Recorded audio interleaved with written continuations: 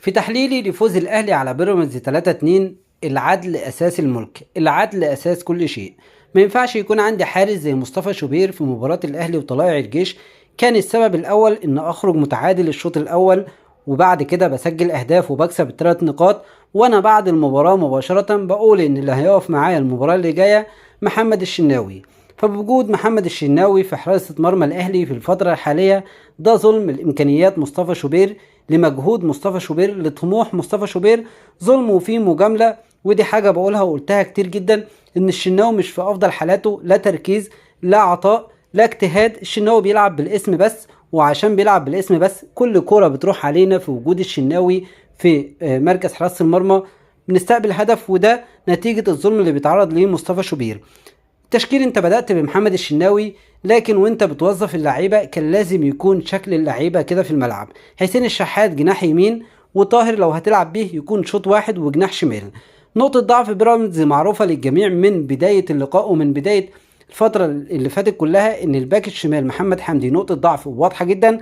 بيراميدز ما عندوش جناح بينزل يدافع مع محمد حمدي، ودي لازم تكون مفتاح لعبك. النقطة دي لازم تكون هي مفتاح لعبك، لازم يكون في المكان ده لاعب مؤثر بيقدر يصنع الفارق، بيقدر يعمل اسيست، بيقدر ياخد ضربة جزاء، وده كان لازم يبقى موجود فيه حسين الشحات من اول المباراة. في كل مرة بيروح فيها حسين الشحات في مركز الجناح اليمين صنع الهدف الاول باسيست عالمي، حصل على ضربة الجزاء اللي رجعتك للقاء وخلتك تتعادل. فكان لازم كولر يبدأ الماتش او يبقى قارئ الماتش بشكل جيد، ويخلي حسين الشحات جناح يمين وطاهر يقفل شمال مع كريم فؤاد. الهدف اللي دخل مرمانا الاول هدف عبيط جدا، معرفش ازاي الهدف ده يدخل في الاهلي، معرفش ازاي محمد عبد المنعم من البدايه ما كانش عنده جديه في انه يقطع الكره او يعمل تاكلينج.